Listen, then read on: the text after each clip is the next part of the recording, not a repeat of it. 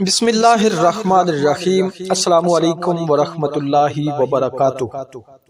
حضرت ابو ہریرہ رضی اللہ تعالیٰ عنہ کہتے ہیں کہ رسول اللہ صلی اللہ علیہ وسلم نے فرمایا، اللہ کے ہاں آدمی کا ایک مرتبہ ہوتا ہے، وہ آدمی اس مرتبے تک کسی عمل سے نہیں پہنچتا تو اللہ تعالیٰ اسے ایسی آزمائش دیتا ہے جو اسے ناپسند ہوتی ہے، حتیٰ کہ اللہ تعالیٰ اسے اس مرتبے تک پہنچا دیتا ہے۔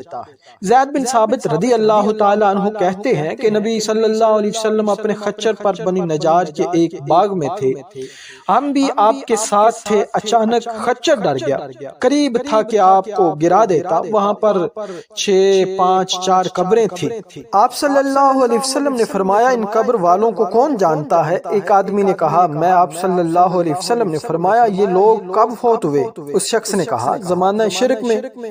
آپ نے فرمایا، یہ امت اپنی قبروں میں آزمائی جائے گی۔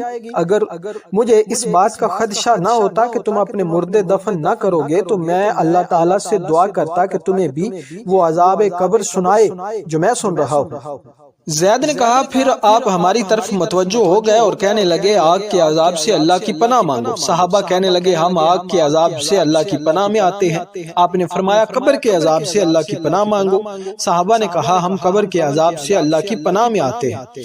آپ نے فرمایا، ظاہری اور باطنی فتنوں سے اللہ کی پناہ مانگو۔ صحابہ نے کہا، ہم ظاہری اور باطنی فتنوں سے اللہ کی پناہ میں آتے ہیں۔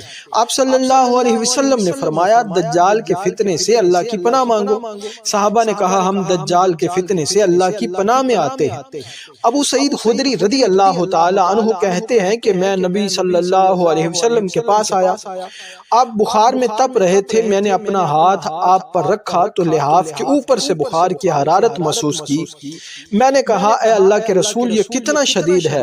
آپ صلی اللہ علیہ وسلم نے فرمایا، ہمیں تکلیف بھی دگنی دی جاتی ہے اور اجر بھی دگنا دیا جاتا ہے۔ میں نے کہا، اے اللہ کے رسول، لوگوں میں سب سے زیادہ آزمائش کس پر آتی ہے؟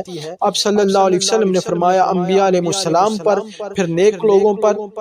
کسی کو محتاجی میں آزمایا جاتا ہے، حتیٰ کہ اس کے پاس صرف وہ چادر بچتی ہے جو اسے ڈھانپتی ہے، اور وہ آزمائش میں اتنا خوش ہوتا ہے جتنا تم میں سے کوئی بھی شخص خوشحالی میں مسرور ہوتا ہے۔ محترم ناظرین، میں امید کرتا ہوں کہ یہ ویڈیو آپ کو ضرور پسند آئی ہوگی۔ اگر ہماری یہ ویڈیو آپ کو پسند آئی ہے تو لائک کر دیں، کمنٹ سیکشن میں ضرور اپنی رائے کا اظہار فرمائیں، اور آخر میں آپ سے گزارش ہے کہ ہمارے چینل کو ضرور سبسکرائب کریں، کیونکہ میں اپنے چینل پر اس طرح کی اسلامی ویڈیوز اپلوڈ کرتا رہتا ہوں۔ السلام علیکم ورحمۃ اللہ۔